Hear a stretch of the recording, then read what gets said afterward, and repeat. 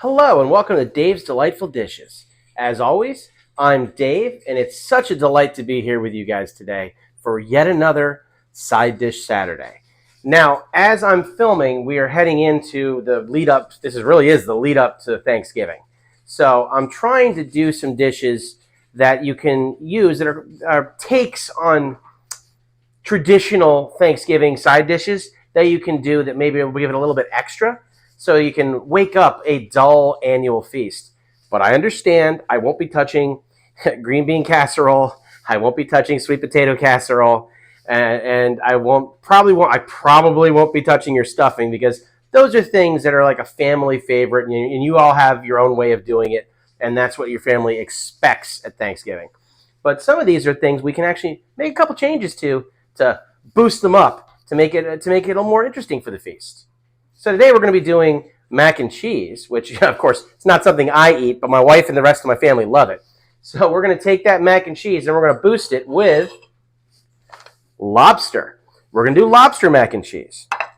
So I got these lobsters at my local market. I had them steam them there just for convenience. I mean, obviously I got a big stove. I could put them in a pot of water or a steamer and cook them up. But since the guy had to pick it out for me anyway, I said, let him take care of it. And this way they're now handleable by the time they get back here. I'm going to get the meat out of them, and I'm going to cut them up into chunks, and then I'll get back to you guys with the rest of the ingredients, and we will get started. I will see you in a moment. Okay, so let's talk about these ingredients. First off, we've got a tablespoon of salt and a half teaspoon of black pepper, freshly ground, and a half teaspoon of nutmeg. We've got, well, you saw the two lobsters, which are broken down, and I've now chopped them up into small pieces, so that'll spread throughout the dish. And those were like £1.25 lobsters. They were pretty heavy for their size, though, as far as like the meat that was actually inside of them.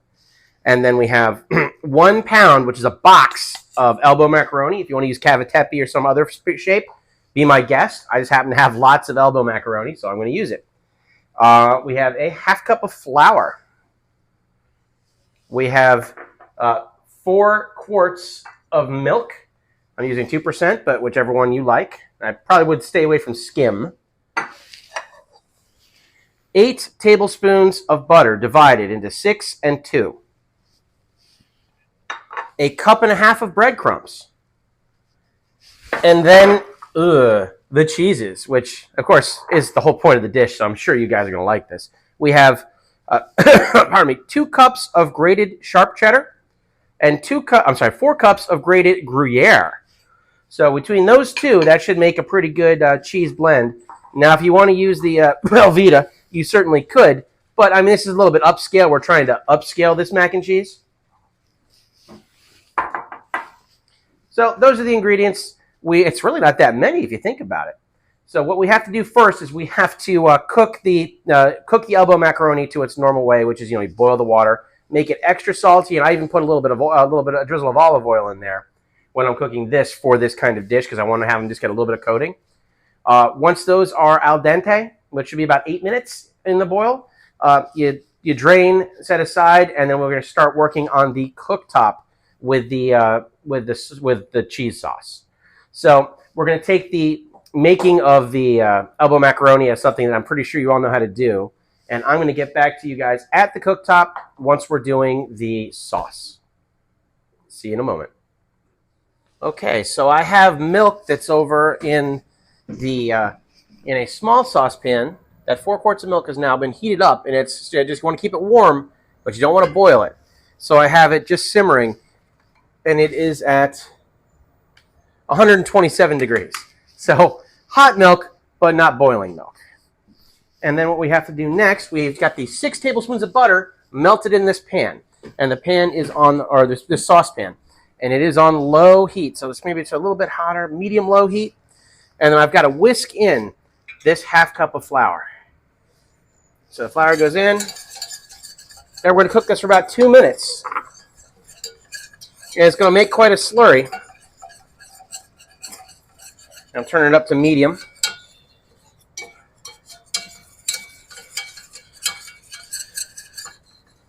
And once this starts to brown just a little bit, you know, we're going to make this, we're basically making a roux here. You know, once this flour paste just starts to change color just slightly, I'm going to start whisking in the milk.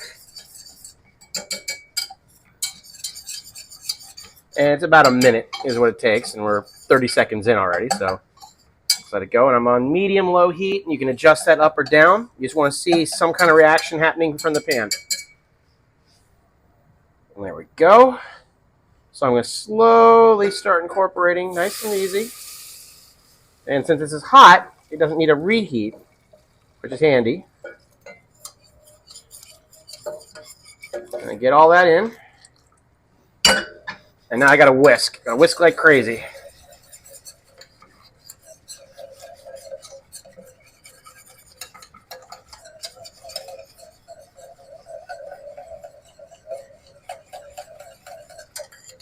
And now that that's whisked together, I'm going to get that up to medium heat. And I want to get it to a boil, but I wanted to get it just short of boiling. So we will be back as soon as we are there.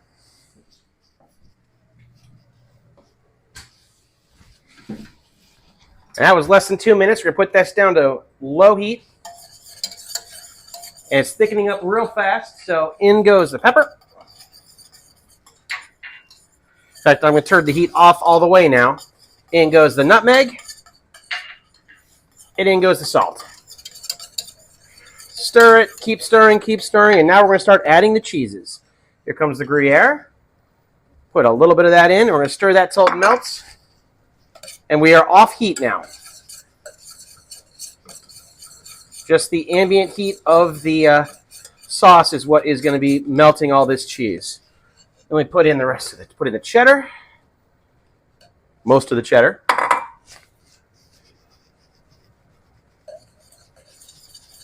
And just keep stirring it. Believe me, it will melt. If you lose the heat and it's not melting down, you can turn your heat back on just a little bit, but keep it very, very low. We do not want to burn this. Rest of the Gruyere. There we go. And the last of the cheddar. And like a genius, you know, I bought a block of cheddar and a block of Gruyere because I don't eat cheese, so I don't really think about how I cook it much. But anytime I make it for the wife, I'll just get what I need. But I didn't consider that they probably have pre-grated for at least the cheddar. So if you didn't want to save yourself a little bit of time with the box grater, you know, buy yourself whatever bits you can get that are pre-shredded in this situation. But you see that is coming together as a nice cheese sauce there. And this has still got a couple other steps. So now that that has come together and we're pretty much fully melted, I mean, the oven is going to take care of the rest of it. But that is definitely sauce. So I am now going to bring over our finished, here is our finished pasta. And we're going to pour the, we're going to put the lobster meat in. And then we're going to start pouring this cheese sauce over it. And I got to stir it all together. All right. What a mess. But, you know, this is that liquid gold they talk about. And now we got to mix and combine all this together into one big, gooey, cheesy mess. And if you want to add a little extra pepper or any of the extra flavoring, you can absolutely do that. There is no reason not to. Get the last of that cheese in. All right.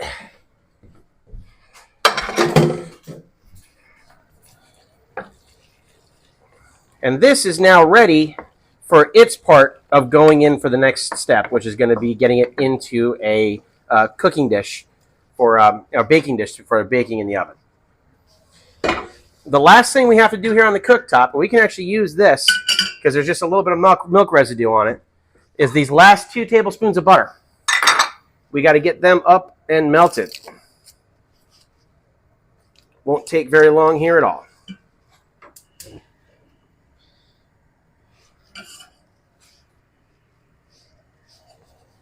And we're going to melt this 2 tablespoons down. And I'm doing it at high heat at the moment.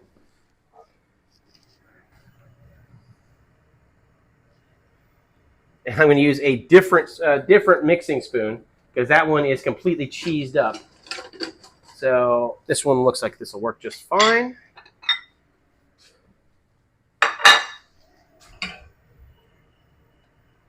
And that is melting quickly. Just going to give it a little bit of assistance here.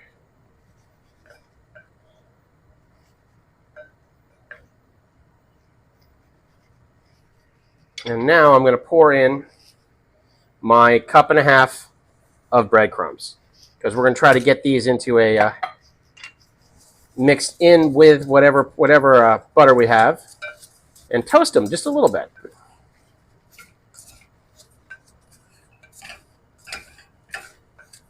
It's still going to be very, very dry. Now I'm going to put it on low heat.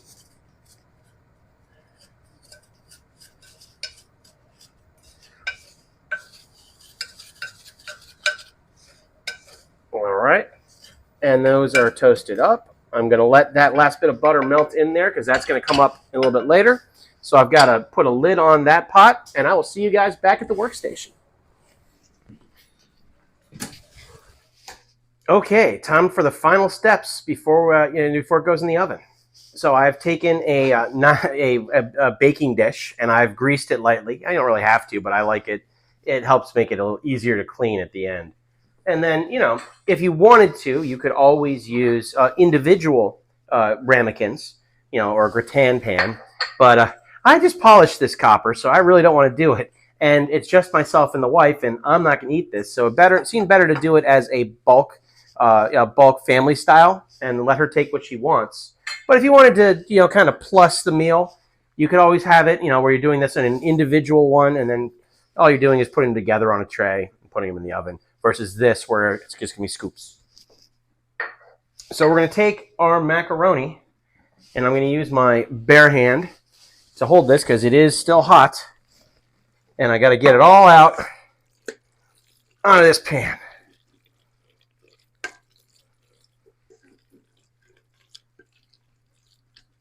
And the lobster's mixed in. Everything's mixed together. I mean, to me, it smells like macaroni and cheese. But to those who like macaroni and cheese, I'll bet you this smells amazing.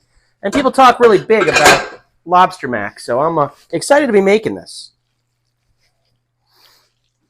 And it smells very different than what your typical pick your company weeknight macaroni and cheese. So that is now laid out. There's chunks of lobster all over the place, as you can see.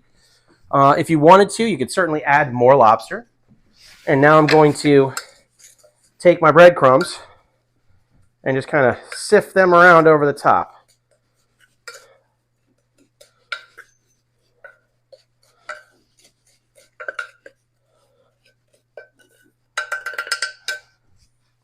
And if you're doing individual ramekins, I would just pour just enough on for coverage, because these are going to toast at the end as well. And here is my coating. Perfect. So we now have a 375-degree oven ready to go.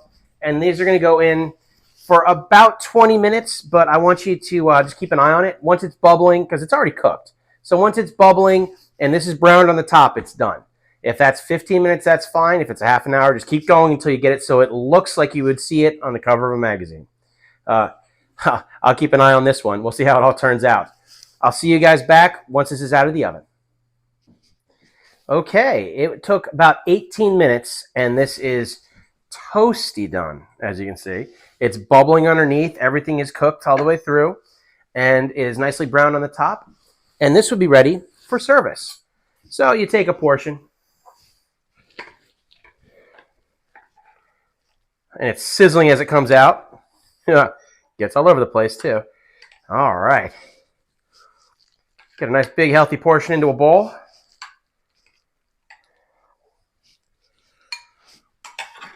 And then we're going to put a little, just for, you don't really need this, but it's me, so I'm always going to put a little bit of a garnish on. So there is some basil, just a little basil floret, just for the looks.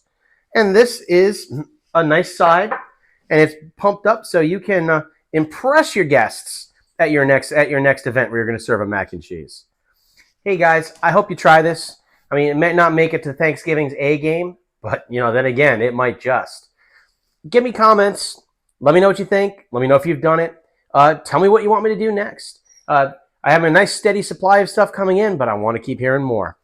Like and subscribe if you haven't already, and tell your friends about my channel, because I would love nothing better than to grow it and be able to get my information out to more people. And it's more fun if there's more. So I'll see you guys later. Catch you on the next recipe.